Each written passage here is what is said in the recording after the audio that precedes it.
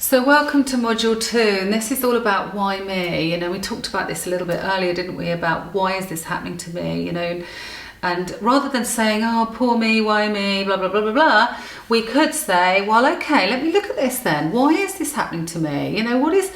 We know, and this is scientific, there's nothing EBGB about this, that, there's cause and effect. So, don't just randomly get cancer. And people go, oh, it is random, and, anyone can get it.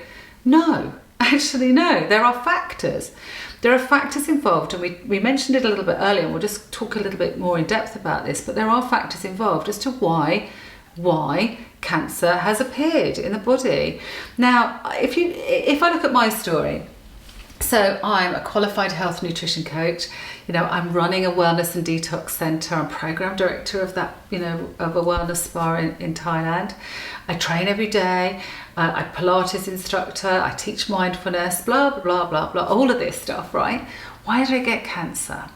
I have to ask myself, what is it? I know exactly, having looked at it and looked at all the factors as to why I got cancer. I got cancer because I had long-term chronic stress. I went through, and I'm not going to share this journey with you today, that's for another day. I'm, writing a book called Broken at the moment. It might share it in there. But I went through a phenomenal amount of stress over a long period of time. Some very, very significant personal things happened to me and my family, very traumatic things. And I went through a lot of emotional trauma. And when I went through that emotional trauma, I didn't deal with it. I just carried on, because we tend to live in a society where we either sweep things under the carpet or we're supposed to just crack on. And if we have something physical wrong with us that's broken, we tend to sort of plaster it up and get all sorts of support and help. But when something happens to us emotionally or mentally, and there's an emotional kind of breakage, no one sees it. No one really sees what's going on. They don't see the pain. You don't go through any period of rehabilitation. You don't get wrapped up or plastered. You can't plaster your heart. You can't plaster inside your mind. So I went through a lot of long-term chronic stress, and it was that long-term emotional trauma that I never dealt with. And what I told myself, and we're going to look at this quite significantly in mindfulness. So I had that going on in my mind, and I was very stressed, and I was kind of not talking to myself in a very particularly kind way. I was very, very hard on myself with the self-talk, and as I said, we will talk about this in mindfulness in quite some depth. So what are the factors around mind? So I get stressed, and what I did in terms of stress, whenever I got stressed, my first kind of drug of choice, and we all have one, was sugar. Okay? So if I found myself getting stressed, I would go immediately to sugar. And I noticed that pattern, that if I got a text or an email, or didn't get a text or an email, I would go straight to take sugar. Now, some people may disagree with me. I'm sure some oncologists may disagree with me, but I will tell you absolutely, and I believe this 100%, that cancer is fed by sugar. Okay? And we will talk about this quite heavily in the whole diet section, which we're going to talk about in the diet module. But I know that the sugar and the stress in my lifestyle significantly contributed to me getting cancer. So the cause and effect were there. Now, once I understood what the cause and effect was, then I could do something about it. Yeah, I could start to eliminate those things, and I could start to starve the cancer cells. And we'll talk about this in the diet section, about how you can actually starve cancer cells from them being able to develop and move further. And there's lots of studies around it as well. And I'm going to share some of those studies with you so you can look this stuff up yourself, okay? So really, really important factor that you understand the cause and the effect of your cancer and where you are, okay? Very important. So start looking at that and start questioning, what is it in and we talked about these 3 factors before, and I'm going to say it again. What is it in my diet and lifestyle, or my stress, or my environment, or a factor of all of those 3 key elements that has affected me in some way very negatively and contributed towards me having my immune system lowered significantly in order for those cancer cells to come in and mutate.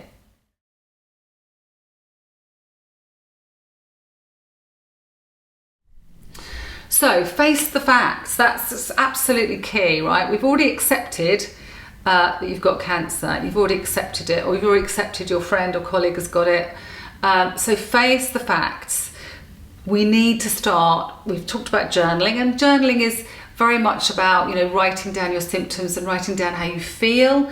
A great way of looking at that, you know, great way of looking at yourself. And do you know what I found? I have to be honest. In a way, I know this sounds strange, but actually the cancer for me was a gift in some way, because it forced me to look at myself properly for the first time, properly for a long, long time.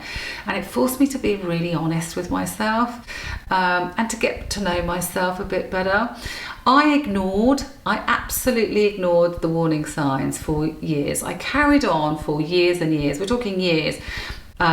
Going through significant elements of stress, like really, really difficult. And I ignored the feelings, you know, I ignored that stress. And I ignored the coping mechanisms that I was putting in place. I just ignored it. I just kept ignoring it. And every now and again, the universe, or whatever you believe in, and we'll talk about belief systems in one of the modules, kept tapping me on the shoulder. You know, I might get ill here or start picking up things more often than usual. At one point I got an immune disease. I picked up a sort of slight kind of autoimmune disease. And that was well, you'd think a pretty massive signal that there was something going on with my immune system, but no, I just carried on regardless. So I ignored it again. I started to get migraines, and quite significant migraines. Then I had some problems with my sleep. And again, I kept ignoring these things. So I think in the end, the universe does tap on your shoulder. And then when you just keep ignoring it, at some point in life, all of a sudden it picks up a great big piece of 6x4 and just smacks you around the head and says, now you're going to listen. And that's what cancer did to me. It just said, now you're going to listen.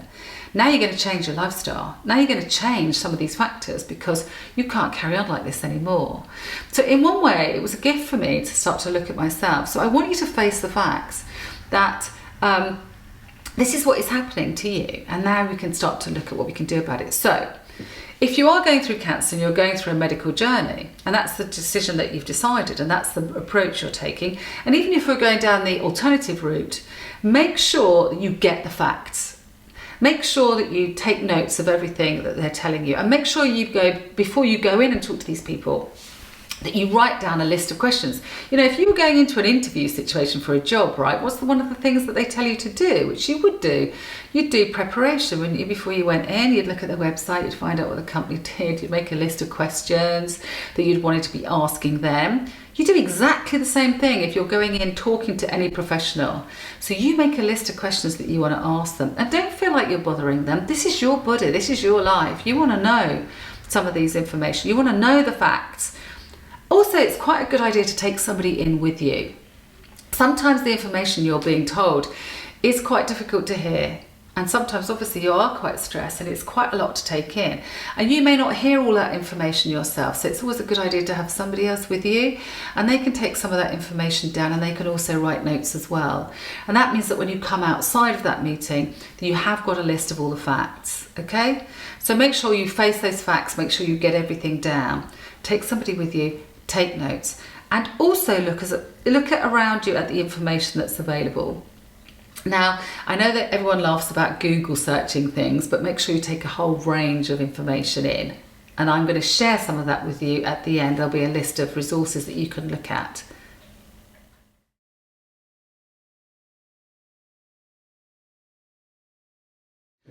Okay, so I believe that what goes in must come out. Now, that probably sounds a bit strange, doesn't it? But you know, whatever you put into your body comes out in a certain way. Whatever information goes into your mind, if it's not processed correctly, I believe, and I've witnessed it in myself, comes out, okay? So it's really, really important that we guard what we take in all senses, okay? Really, really important. And that's not just talking about, you know, physical food, things we put on our skin, anything that goes into our physical bodies. I'm talking about what information and what beliefs you put in yourself, and what opinions you take on board, and what kind of, you know, stressful kind of situations that you take on board in your mind as well as your body, okay? So be very, very, very, very guarded about what you put inside. And you know, I have come to learn after observing these things for the last year, and particularly around diet and food, and we will cover that in the next module on diet and health and food.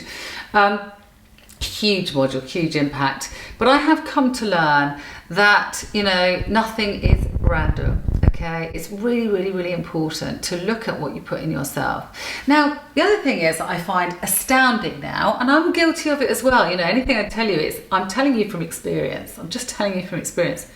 We spend a huge amount of time on and money on what sofa we're going to buy, or what clothes we're going to wear, on all the stuff we put on the outside, and all the stuff that looks great on the outside.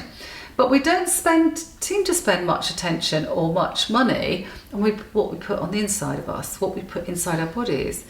So I see people spending a disproportionate amount of their time deciding on what car they're going to have, or what piece of jewellery they're going to have, or what clothes they're going to buy, and yet they don't even consider the food that they're buying, or the kind of standard of food that they're buying, or what kind of stuff that they're eating. Yeah. We don't even consider what we're putting on our skin, and it's topical. We know that what you put on your skin goes into your bloodstream. We don't even consider that sometimes. We don't consider the kind of toxic belief systems and stuff that we're taking in, or the stress or the drama, or the stuff that we're getting involved in with our families and our friends, and the kind of toxic environments that we're in.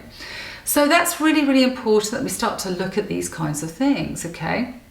Now, I have a firm belief in terms of diet, and we'll talk about this in the diet section, but there's a massive impact on your physical body in terms of if you take in a huge proportion of sugar, you know, and we'll talk about that. I mean, I have a bit of a war against sugar. I'm a bit of an anti-sugar girl now, but because it was my drug of choice, and I know for sure that it contributed significantly towards my cancer and towards the mutation of my cells. So please, please, please be aware now of what you put in, and really, really mindful of what you put in your body.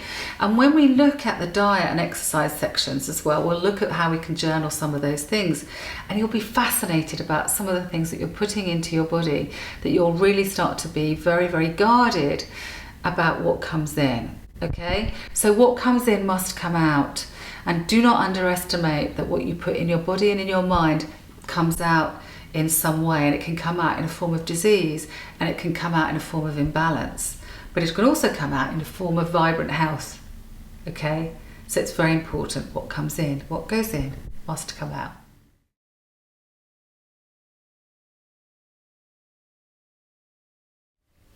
Okay, so look around you, okay? I know that when you're going through cancer, if you've been given that diagnosis, it becomes very, you know, you become very internalized. You're looking at everything. It's kind of a massive journey about all of a sudden your body is starting to break down, and you really, really have to start taking control and looking at everything. And if you're anything like me, you know, I literally spent every single day this year in hospital. You know, if there wasn't a blood test to be done, there was a this to be done, and there was chemotherapy to be done, or there was intravenous drugs to be done. You know, every single day of your life is involved in some form, if you're going through a cancer journey, in terms of some form of test, drugs, meetings, you know, all sorts of diagnosis and all sorts of stuff going on. So it's very invasive, and it's all consuming, okay? But I want you to start to look at the other factors around you, and make sure that you're putting yourself in an environment that's giving you the best possible chance of recovery and healing. Okay, so what factors are influencing you? Start looking at this, because we're going to start looking at how we can radically change some of these things. So start looking at your diet. Start looking at the diet that's having an effect on you. Start looking at these factors. Start looking at your stress level. Start looking at the external factors that might be causing you some element of stress, and we're going to look at some of these later. Start looking at the environment in which you're operating and living in. When I came back from being in Asia, I had nowhere to live. I had to actually go and stay in somewhere. I just had to go and stay, and we had to kit, my daughter and I had to actually kit in somebody's house. And actually it was quite a stressful environment, and I knew that if I wanted to heal, I wasn't going to be able to heal there. And I had to take myself out of that environment, and it was a difficult decision to make, but I had to make that decision. And I actually removed myself from that environment. I moved into another physical location that was calmer and more conducive to my healing. This is your journey. absolutely essential that you get the factors around you absolutely right in order to help and support the journey that you're on. So be aware of what they are, make radical changes if you have to, and make sure that you make the changes that are going to work for you, and stop worrying about what everybody else thinks and what's right for everybody else, and make sure you worry about what's right for you. This is really important. It's your journey. So you have to look at the factors that are affecting you and make the changes necessary to change those factors.